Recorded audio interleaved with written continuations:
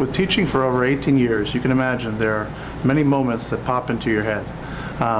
It's hard to pinpoint just one, but I would definitely say that the one that stands out the most would be we took a trip to New Orleans, and while we were there, my kids got to go on a Natchez riverboat cruise. They were able to see the award-winning group, the Grammy-winning group, Dukes of Dixieland. They also went to Preservation Hall. We also got to go and do a clinic at Loyola University with Dr. Hebert, which is the director's of band there, and he got to work with my ensemble and share his insight into music.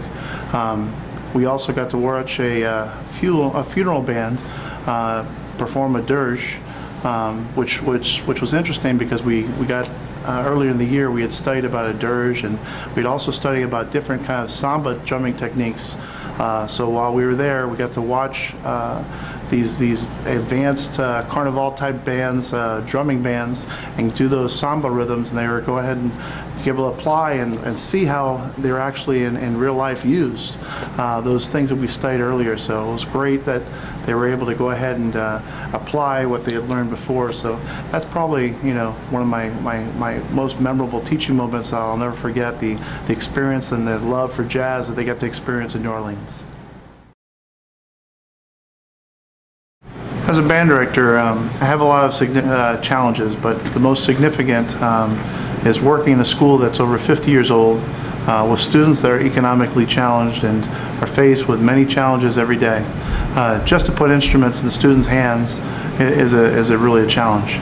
We have instruments that are as old as our school and in dire need of repairs. We received $0 to fund our music program, and we had over $13,000 we had to raise just towards instrument repairs this last year. Through my efforts, I've been able to secure upwards of $4,000 towards purchasing new instruments and mouthpieces for our students so that they can go ahead and be successful in their musical endeavors. Some of the unique ways I teach my students, I use something called a Harmony Director from Yamaha, and it allows me to work on intonation with the kids. That device it proves incredible as far as the results. Also, I record the class regularly using my digital recording. I play back the recording for them, let them listen to their performances so they can improve upon their last performance. We use smart music in the classroom. I used something called Rhapsody with my kids and YouTube. Some of my kids can listen to the greats, Louis Armstrong, Dizzy Gillespie, Duke Ellington, and so forth. I try and involve the community members as much as I can. Tons of professional colleagues of mine come in and work with the kids regularly throughout the year. That gives them inputs. They all bring something, a different flavor to the table to help the kids improve upon what we're doing.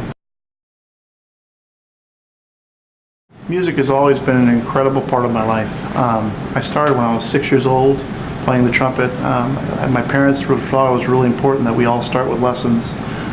So my brothers and sister, all of us began at a very young age, and we learned an appreciation of music through my parents' love of music.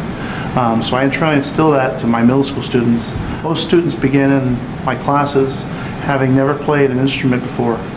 It gives me great pride to be able to teach them music for the first time. Learning and to read music is such an important skill, and playing an instrument I feel is just profound. And instilling an appreciation for all styles of music is really important.